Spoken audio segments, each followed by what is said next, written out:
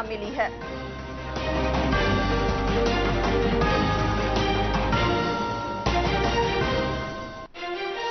और सीतामढ़ी जिले में शुरू हुआ 2 दिवसीय सीतामढ़ी महोत्सव। उप मुख्यमंत्री तेजस्वी प्रसाद यादव ने किया उद्घाटन।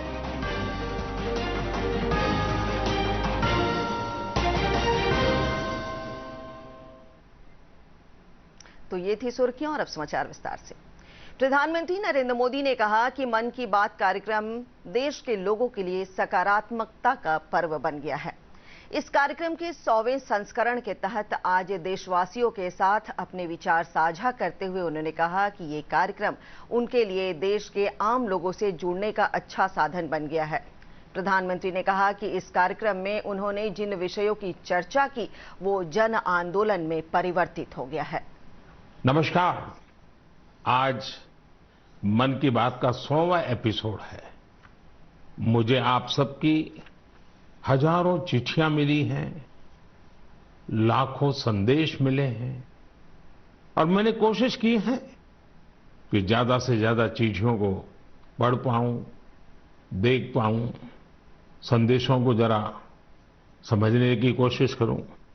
आपके पत्र पढ़ते हुए कई बार मैं भावुक हुआ, भावनाओं से भर गया, भावनाओं में बह गया और खुद को फिर संभाल भी लिया। आपने मुझे मन की बात के 100वें एपिसोड पर बधाई दी है, लेकिन मैं सच्चे दिल से कहता हूं, दरअसल बधाई के पात्र तो आप सभी मन की बात के श्रोता है, हमारे देशवासी हैं। मन की बात कोटि कोटि भारतीयों के मन की बात है, उनकी भावनाओं का प्रकटीकरण है। साथियों, 3 अक्टूबर 2014 विजयादशमी का वो पर्व था और हम सब ने मिलकर विजयादशमी के दिन मन की बात की यात्रा शुरू की थी। विजयादशमी यानी बुराई पर अच्छाई की जीत का पर्व। मन की बात भी देशवासियों की अच्छाइयों का, सकारात्मकता का एक अनोखा पर्व बन गया है। एक ऐसा पर्व जो हर महीने आता है, जिसका इंतजार हम सभी को होता है। हम इसमें पॉजिटिविटी को सेलिब्रेट करते हैं, हम इसमें पीपल्स पार्टिसिपेशन को भी सेलिब्रेट करते हैं। कई बार यकीन नहीं होता कि मन की बात को इतने महीने और इतने साल गुजर गए। हर एपिसोड अपने आप में खास रहा। हर बार नए उदाहरणों की नवीनता, हर बार देशवासियों की नई सफलताओं का विस्तार। मन की बात में पूरे देश के कोने कोने से लोग जुड़े, हर आयु वर्ग के लोग जुड़े। बेटी बचाओ बेटी पढ़ाओ की बात हो, स्वच्छ भारत आंदोलन हो, खादी के प्रति प्रेम हो या प्रकृति की बात, आजादी का अमृत महोत्सव हो या फिर अमृत सरोवर की बात। मन की बात जिस विषय से जुड़ा वो जन आंदोलन बन गया। मन की बात कार्यक्रम के 100वें संस्करण में प्रधानमंत्री नरेंद्र मोदी ने कहा कि सामूहिक प्रयास से ही देश में बड़ा बदलाव लाया जा सकता है। उन्होंने कहा कि मन की बात कार्यक्रम ने पूरे देश में सामाजिक ताने बाने को जोड़े रखने में महत्वपूर्ण भूमिका निभाई है। प्रधानमंत्री ने पिछले कई कार्यक्रम में जिन लोगों की चर्चा की थी, उनसे भी आज बात की।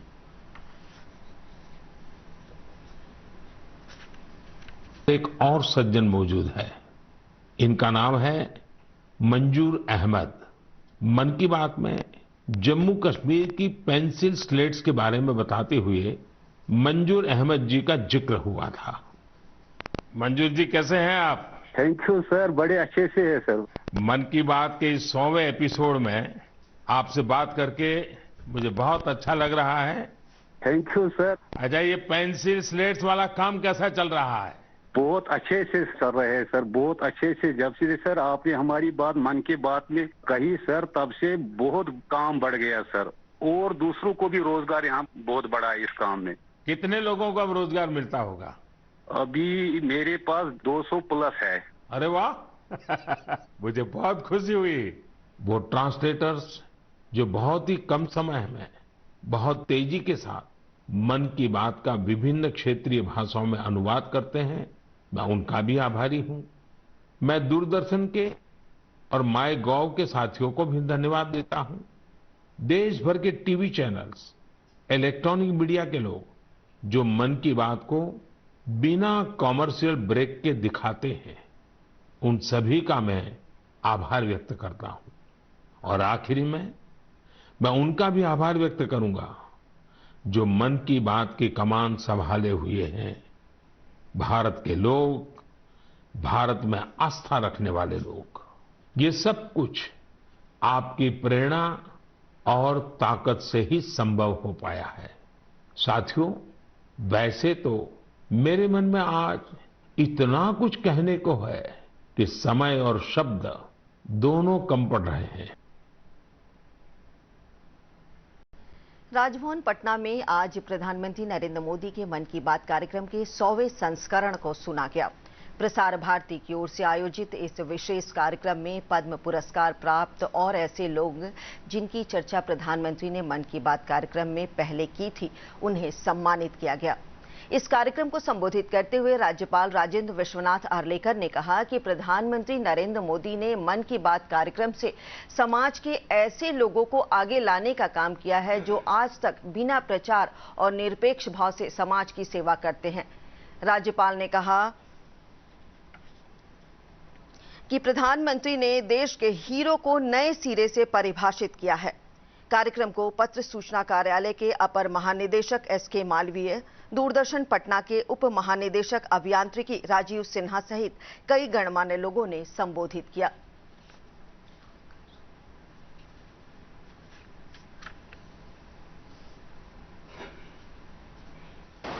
मैं यहां बैठे बैठे सोच रहा था कि प्रधानमंत्री जी का ये पूरा प्रयास किस लिए था, उसका कारण क्या था, हेतु क्या था। जैसे कि उन्होंने कहा कि अक्टूबर 2019 से ये कार्यक्रम शुरू हुआ, तब तक से आज तक उन्होंने अनेक विषयों को स्पर्श किया और स्पर्श ऐसे विषय थे कि जिनको हम वैसे देखते तो हैं हमेशा अपने दैनंदिन जीवन में, परंतु उसको हम अधोरेखित नहीं करते, उसको अंडरलाइन नहीं करते या उसकी दखल नहीं लेते। देखते तो हमेशा हैं। प्रधानमंत्री has redefined the definition of heroes. अपने देश में हीरोज कौन है, उन्होंने उनकी नई व्याख्या हमारे सामने रखी है। और इसीलिए ये मन की बात के द्वारा सबसे संपर्क करना चाहते हैं और सबके संपर्क के साथ ही सबके साथ जुड़ना चाहते हैं। ये मैं कह सकता हूं कि ये एक टोटली पूर्णतः और राजनीतिक कार्यक्रम है और प्रेरणादायक है। इसमें प्रधानमंत्री समाज के उन लोगों से जुड़ते हैं, उनसे संवाद करते हैं, उनको हाईलाइट करते हैं जो जमीनी स्तर पे समाज में काम कर रहे हैं। लोगों के उत्थान के लिए प्रेरणादायक लोग ऐसे हैं जिन्हें लोग गुमनाम जान नहीं पाते हैं। तो प्रधानमंत्री ने ये फैसला लिया कि वैसे लोगों को अगर हम लाएं तो ये लोगों के लिए, समाज के लिए एक प्रेरणा होगी। मन की बात कार्यक्रम के जरिए देश की जनता से जुड़ने और जोड़ने की हमारी यशस्वी प्रधानमंत्री के नवाचारी सोच ने देश भर के आकाशवाणी और दूरदर्शन नेटवर्क को सजीव कर रखा है।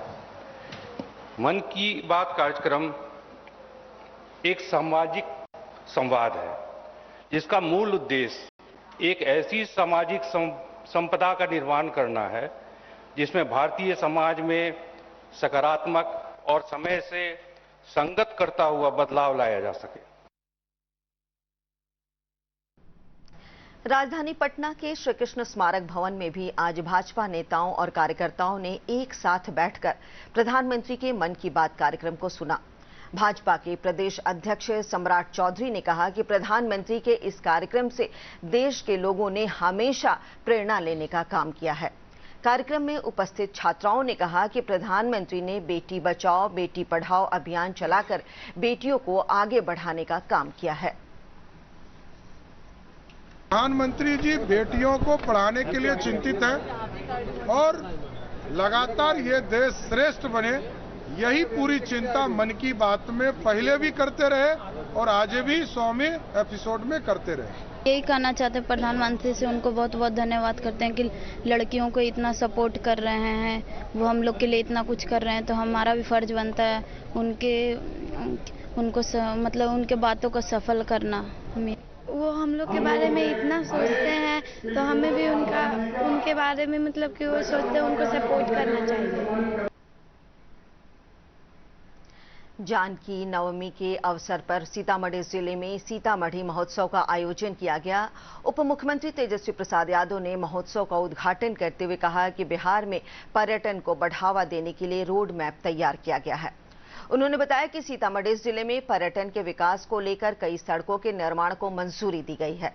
महोत्सव में विभिन्न प्रदेशों से आए कलाकारों ने अपनी आकर्षक प्रस्तुति से दर्शकों को मंत्रमुग्ध कर दिया।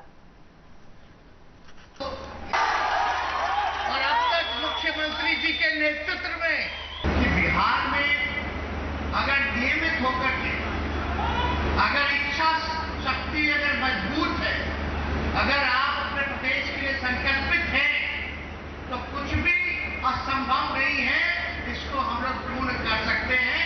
तो आज एक पर्यटन मंत्री के जिम्मेदारी के हिसाब से अगर आप लोगों को हम बताएं, इतना जरूर कहेंगे कि इस दिशा में हमारी सरकार जो है काम कर रही है। और अब 3 मिनट में 10 खबरें।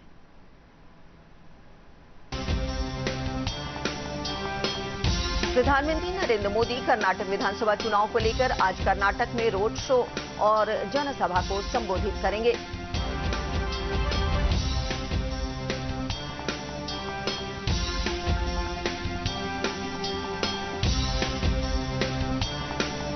मुख्यमंत्री नीतीश कुमार ने कहा है कि 2024 लोकसभा चुनाव को लेकर कर्नाटक विधानसभा चुनाव के बाद देश भर में विपक्षी दलों के साथ चर्चा की जाएगी।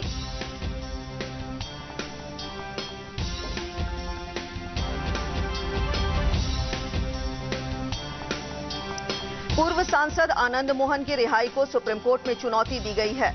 आईएएस अधिकारी जी कृष्णैया की पत्नी ने बिहार सरकार के फैसले के खिलाफ अपील की है।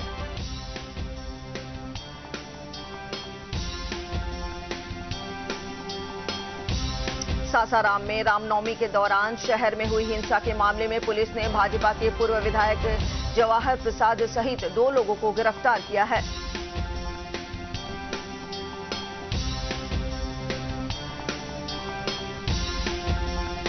समस्तीपुर जिले में कर्पूरी ग्राम थाना अध्यक्ष अनीशा सिंह को शराब माफियाओं से साठगांठ रखने और शराब कारोबारियों को बचाने के आरोप में तत्काल प्रभाव से निलंबित कर दिया गया है।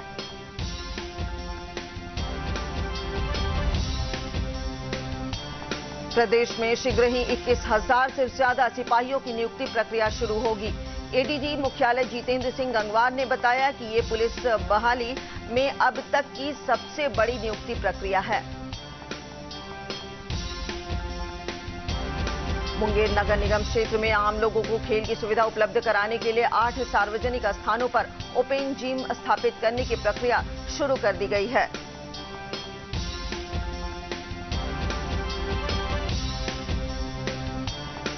गर्मी के दौरान यात्रियों के सुविधा के लिए रेलवे ने पटना से आनंद विहार, दानापुर से पुणे और उद्धना से मालदा टाउन के बीच एक जोड़ी समर स्पेशल ट्रेन चलाने की घोषणा की है। अध्यापक नियुक्ति नियमावली के खिलाफ विभिन्न शिक्षक संगठनों ने आंदोलन शुरू करने की घोषणा की है। बिहार माध्यमिक शिक्षक संघ 1 मई को इसके विरोध में जिला स्तर पर प्रदर्शन करेगा।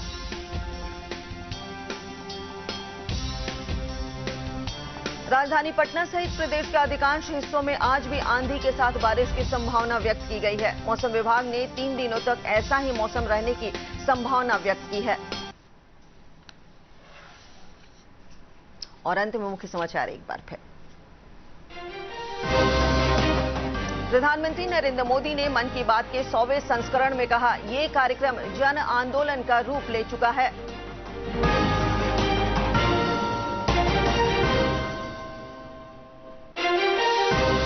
राज्यपाल राजेंद्र विश्वनाथ आर्लेकर ने कहा, मन की बात कार्यक्रम ने देश के हीरो को नए सिरे से परिभाषित किया है।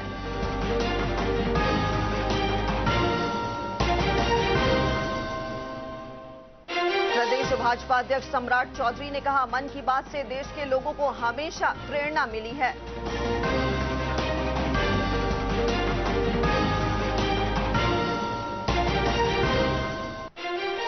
और सीतामढ़ी जिले में शुरू हुआ 2 दिवसीय सीतामढ़ी महोत्सव। उप मुख्यमंत्री तेजस्वी प्रसाद यादव ने किया उद्घाटन।